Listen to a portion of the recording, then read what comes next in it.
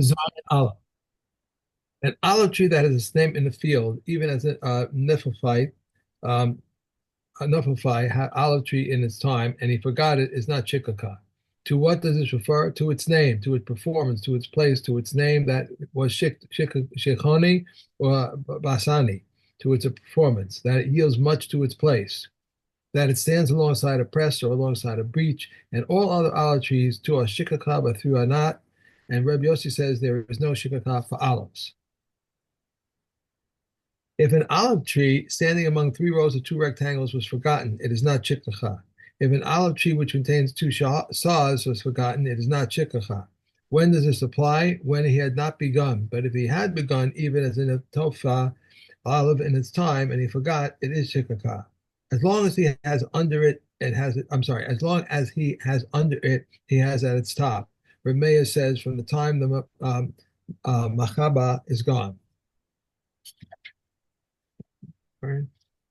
And what is parrot, which falls off at the time of the vintage? If while a person was harvesting, he cut the cluster by its stalk, it became entangled in the leaves, it fell from his hand to the ground and was separated. Then this belongs to the owner.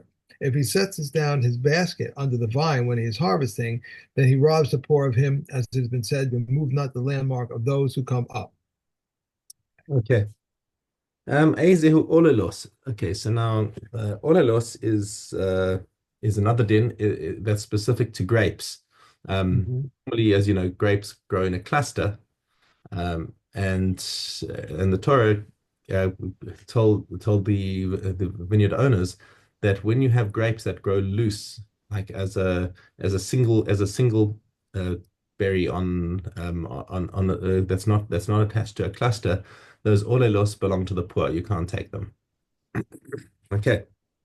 So what's the definition of olelos? Kol she'ein la kasef v'lo natef. So it doesn't have a shoulder and it doesn't have a natef is like a dripping. So natef is like a dripping. So what is the definition of of the kasef?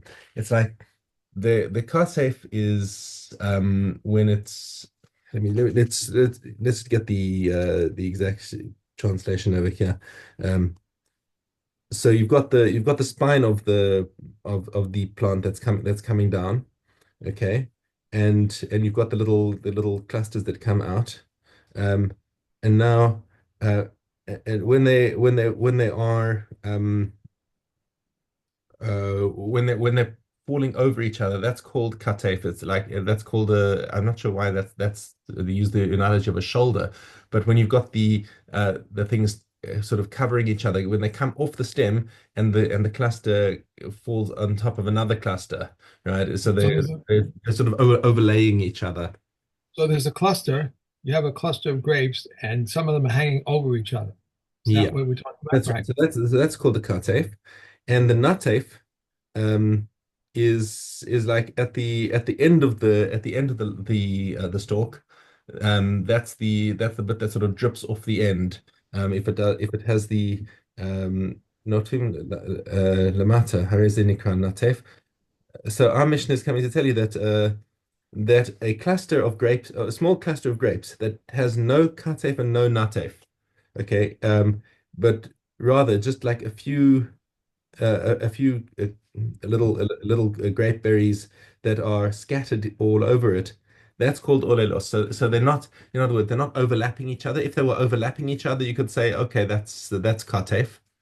Mhm. And if they're not, and if they are, and they're not, and natef, we said they're not on the end, dripping off the end.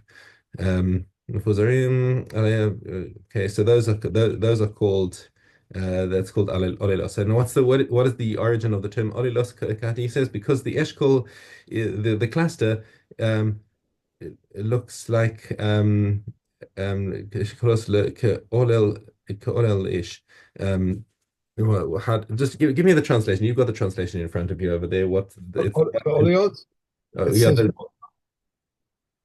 I see what it says. So oleot is in the joint. yeah. The joint where the cluster is joined to the shoot. It's doubtful whether the oleate that issues forth from there comes from the cluster which belongs to the owner, No, no, but whether you're getting into you're getting a little later in the commentary over there. okay, all right. You just wanted there was one sentence that I'll just pull out from my own translation here for a second. Um, it is because it's an infant. Olel is like an infant. Oh Uh, yeah, it says the Mishnah teaches a small cluster of grapes which is neither kataf or nataf, but only has a few grapes scattered on it. It's called oleate, yeah, and we're commanded to leave it for the poor. right. Why is Okay. it called oleate? Because this cluster, in relation to other clusters, isn't like an infant. Yeah. Okay. Okay. Um, all right. So im yesh lo katef or natef shel balabais. So if it's got either characteristic of katef or natef, then it still belongs to the balabais. It's only when it lacks both characteristics that it's called olelos. Im safek, if you have a doubt as to whether it's olelos, it belongs to the poor. Why is that? Why do we say that? Because you're talking about a suffix deraisa. So if you've got a No. suffix deraisa, you've got to go machmir, and therefore it must be left to the poor.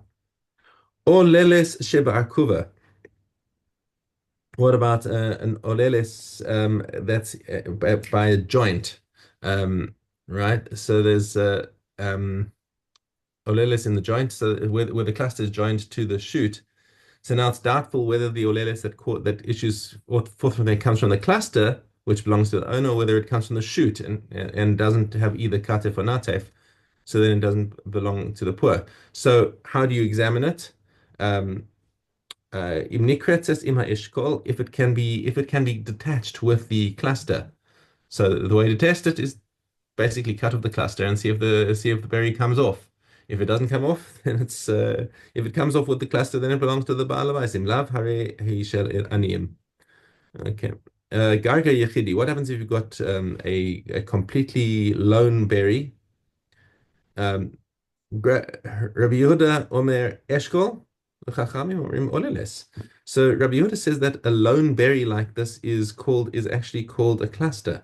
Now that requires some further some further basically what he's saying is that what we've got is the stalk, and the entire stalk has no clusters on it. All it's got is lone berries coming directly off the main stalk. So Rabbi Yehuda says, well, actually take a step back. That is a cluster. Then the berries are coming off that stalk, and that makes it into a cluster. Therefore, it belongs to the Baal Habais. Chachamim say, no, that is still called oleles. Each one of these is individually an oleles. Okay, so we've got our definitions of what is oleles. Now we have shilas arising.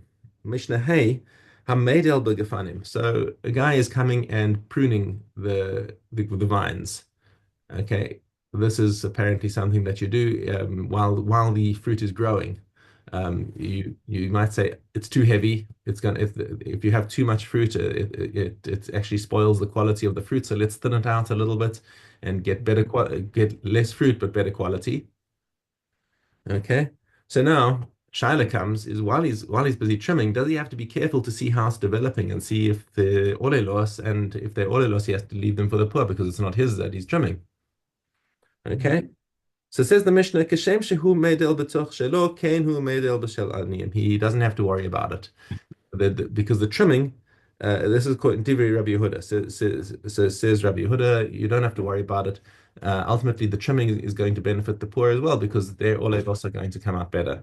Rabbi Meir disagrees. B'shelo hu rashai v'eino rashai b'shel aniyim. He has no right to trim the olevos of the aniyim. Maybe the aniyim care more about quantity than about quality. And halacha follows Rabbi Yehuda. Okay. Um, Kerim Ravai. Okay. So we know what Ravai is. It's the fourth year produce. Okay. So fourth year. So the first 3 years is Orla, and it's Aser Bahana. Okay. The fourth year is Ravai, Nesa Ravai, and Nesa Ravai has the din of Maaseh Sheni. Basically, it's identical. It's identical to Maaseh Sheni, um, and what you have to do with it is you have to redeem it and take Mhm. the money to Yerushalayim and eat it and spend the Yeah. money on food in Yerushalayim. Okay. Um, Actually, I say that a little bit too quickly because that's actually good for the machlokas that we have in this Mishnah is whether or not Ravai is exactly like Ma'aseh Sheni, because Beis Shammai say it's not. Um, here's our situation. We've got a vineyard that's in its fourth year, and now you've harvested the fruits. Now, what's your process for redeeming it, and do the poor have any share in it? So it says Beis Shammai, Ein lo chomesh. First of all, when you redeem it, you don't have to add an extra chomesh. So it's not. So that's already a departure from Maaseh Sheni. Maaseh Sheni, when you redeem it, you have to add chomesh. Okay. Ve'ein lo bior. And furthermore, you have no need to do bior, which is getting rid of it, right? When you have erev Pesach, and it's of the um,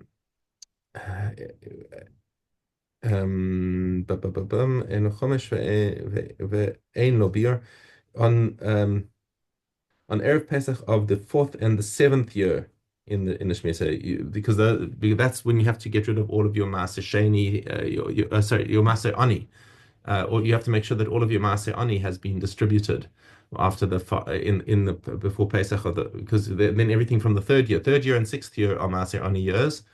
So the fourth and seventh year, by Erev Pesach, you have to have gotten rid of all of the Maaser Ani money that you've collected and made sure that it's gone to the poor. Okay, so there's no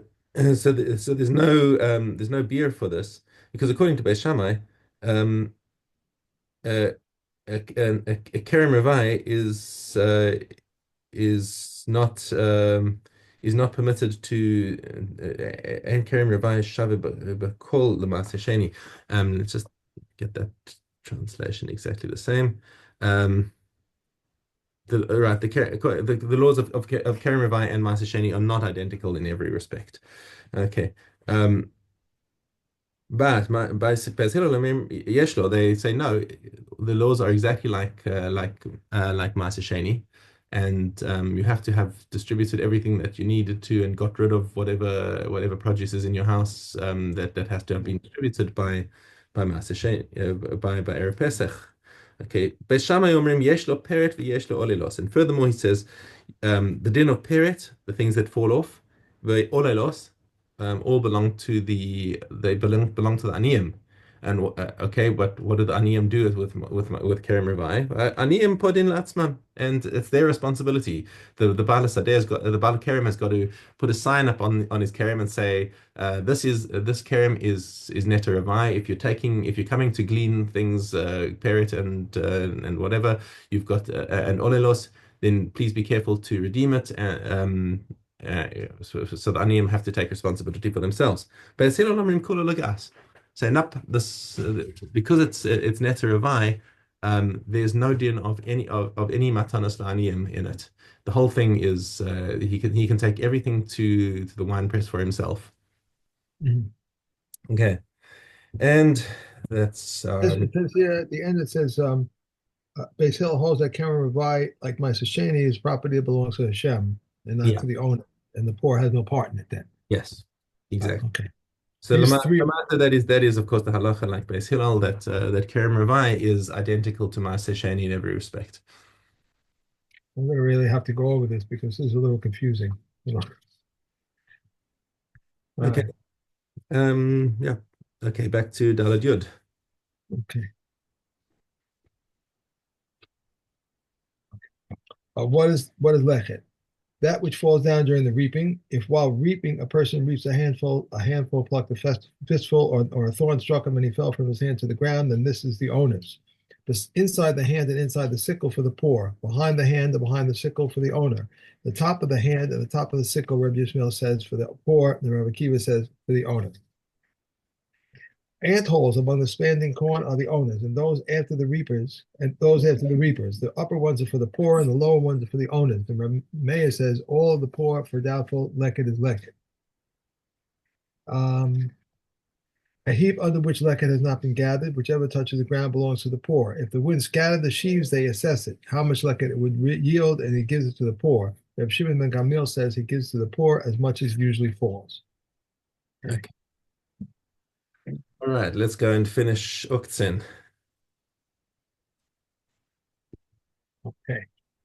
Gimel Yud Aleph. From when do honeycombs contract tumor as a liquid? Beis Shammai says from when he heats the honeycombs. Beis Hillel says from when he crushes the honeycombs. Rabbi Shua ben Levi says, the time will come when the Holy One, blessed is He, will endow each and every righteous person with 310 worlds, as it is stated, to endow with substance those that love me, and I shall fulfill their treasures. Rabbi Shimon ben Chalafta said, the Holy One, blessed is He, found no vessel to hold blessing for Israel other than peace, as it is stated, Hashem gives strength to His nation, Hashem blesses His nation with peace. Adonalach, Efes, Uktzin, Adronalach, Seder, Taras, and one Mishnah from Brachas. From when does one recite Shema in the evening? From the time when the Kohanim entered to eat the Truma until the end of the first watch. Here are the words of Rabbi Eliezer, but it could come and say until midnight. Ram Gamil says until the pillar of dawn comes up. And it happened that his sons came of a feasting house. He said to him, we did not read Shema. He said to them, if the pillar of dawn has not come up, you are still obligated to read.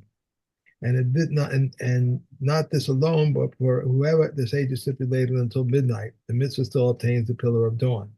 The burning of the fats and limbs may be performed until the middle of dawn comes up, and all the offerings that are to be eaten in one day. The period of performing the mitzvah lasts until dawn. If so, why does it come and say until midnight? To keep one far away from transgression. Okay. And we have mikvos. Yes. Mikvos. Vavchet. One can cause mikvos to become tahor, an upper one from the lower one, a distant one from the close one. How so? He should bring a pipe of earthenware or lead, and he should place his hand underneath it until it fills with water, and he should cause it to flow and be connected, even as a handbreadth is sufficient. If the upper one contains 40 sar and the lower one is empty, one can draw water, carry it on his shoulder, and place it into the upper one until 40 sar goes down into the lower one. If a wall between two mikvahs was split perpendicularly, they combine. Horizontally, they do not combine unless they're the size of a water skin tube at one place. The Yehuda says just the opposite. If they are open to one another, they combine, and when the height is of the garlic peel, the width is as a water skin tube.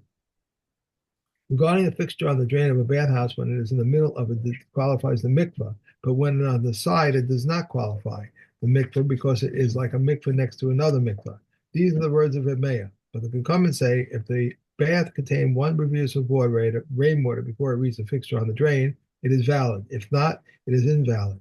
If Elazar ben Sadik says that the fixture on the drain holds any water, the mikvah is invalid. Okay. Kalim. And here we go. Kalim.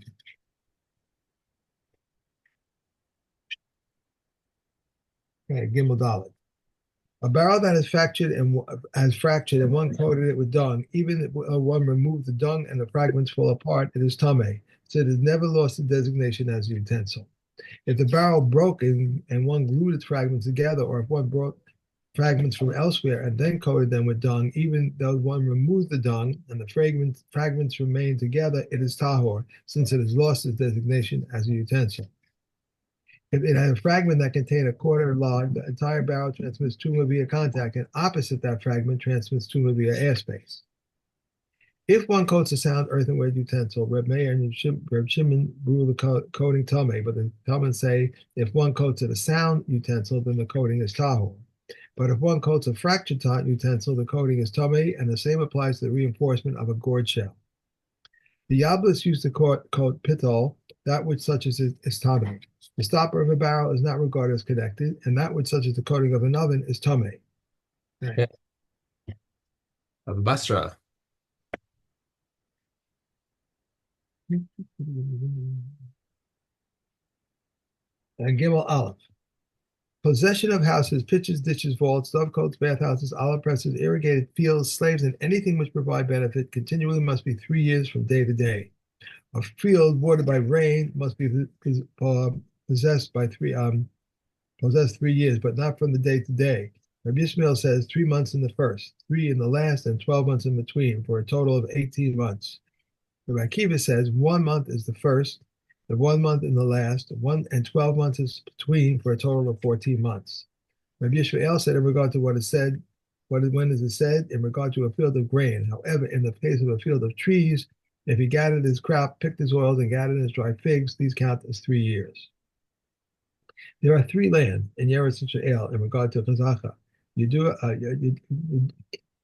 Judea, Transjordan, and the Galilee. If he was in Judea and another took possession in the Galilee, or if he was in the Galilee and another took possession in Judea, it is no kazaka until he was with him in the same province. Rabbi Yehuda said there are 3 years only in that, so that I'm sorry. He said 3 years only, so that in case one is in Spain and another takes possession of the field for 1 year, they have 1 year to travel and notify him, and he can return the following year. Any possession not accompanied by a claim is not a kazaka. How so? If he said to him, "What are you doing in my property?" he replied, "Because no one ever said anything to me." It is not a kazaka. But if he replied, "You sold it to me," or "You gave it to me as a gift," or "Your father sold it to me," or "Your father gave it to me as a gift," it is a kazaka. And one who comes to a property by virtue of inheritance does not require a claim. Craftsmen, partners, sharecroppers, and administrators have no kazaka. A man has no kazaka in the property of his wife, nor does women have a kazaka in the property of her husband, nor a father in the property of his son, nor a son in the property of his father. In regard to what is stated, in regard to the one who holds possession. But in the case of one who gives a gift, brothers who divide, and one who takes possession of the property of a convert, if he closed off, fenced off, or breached somewhat, it is a kazaka. Okay. Olim. Shalom. Okay. Zion Dalit. An animal that was found between Yerushalayim and Migdal Eder, or at a similar distance from Yerushalayim in any direction, males are assumed to be burnt. Males are assumed to be burnt offerings, and females are assumed to be peace offerings. Yehuda said those suitable for Pesach offerings are assumed to be Pesach offerings during the 30 days before Pesach. Originally, they would seize collateral from the finder until he brought his Nesachim. But when they began abandoning it and fleeing, based it instituted that its Nachum should come from the public treasury. Said Red Shimon, based it instituted 7 ordinances, and this is one of them. The others are: a gentle sent his burnt offering from a faraway country and sent Nesachim with it. They are offered from his own. If not, they are offered from the public treasury. Similarly, a proselyte who died and left offerings, if he had Nesachim, they are offered from his own. If not, they are offered from the public treasury. It is a stipulation of Bezdin regarding a Kohen Gadol who died that his flour offering be brought from the public treasury. And when Yehuda says it was purchased with his heir's money, in this case, it was offered whole. Okay. And we're done. Okay. How is it? Okay. Do you I don't know if you do this or not.